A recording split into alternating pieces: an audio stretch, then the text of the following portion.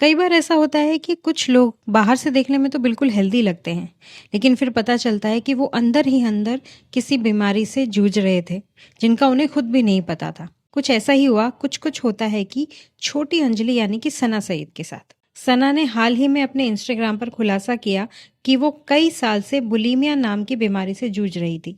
सबसे चौंकाने वाली बात है कि खुद उन्हें भी नहीं पता था कि वो एक ईटिंग डिसऑर्डर का शिकार So है। I remember telling myself, oh, okay, it's some sort of an eating disorder. It was so difficult for me to admit to myself that I had bulimia. क्यों? क्योंकि इसके बारे में अवेयरनेस ही इतनी कम है कि लोग इसे पहचान ही नहीं पाते। तो सवाल आता है कि बुलीमिया असल में है क्या? और ये क्या किसी को भी अपना शिकार बना सकती है? चलिए जानते हैं। बुलीमिया यानी कि बुलीमिया नर्वोसा ये एक सीरियस मेंटल हेल्थ कंडीशन है, जिसमें व्यक्ति एक बार में ज़रूरत से कहीं ज़्यादा खाना खा लेता है, जिसे हम बिंज ईटिंग भी कहते हैं।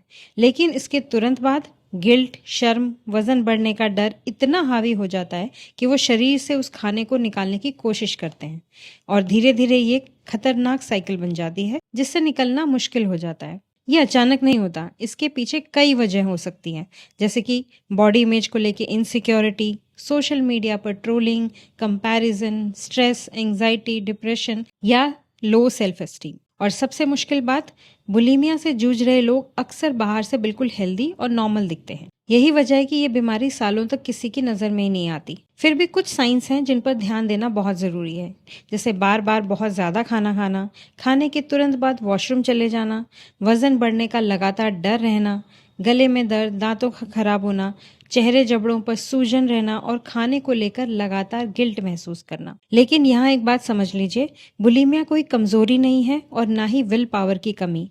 ये एक सीरियस मेडिकल कंडीशन है और इसका इलाज मुमकिन है। सही समय पर साइकोलॉजिस्ट या साइकियाट्रिस्ट की मदद, कॉग्निटिव बिहेवियरल थेरेपी यानी कि जिसे हम सीबीटी कहते हैं, न्यूट्रिशन काउंसलिंग और ज़रूरत पड़ने पर दवाइयाँ, इनसे इस साइकिल से पूरी तरह से बाहर निकला जा सकता है। आज सना सईद पूरी तरह से रिकवर हो चुकी हैं और उन्होंने जो सबसे ज़रूरी बात कही वो थी कि यू आर नॉट अलोन। अगर आपको अपने या अपने किसी करीबी में ये साइंस दिखें तो उन्हें जज मत कीजिए, सुनिए, समझिए और प्रोफेशनल हेल्प लेने के लिए हौसला दीजिए, क्योंकि जितनी जल्दी डायग्नोसिस होगा, रिकवरी उतनी ही आसान होगी।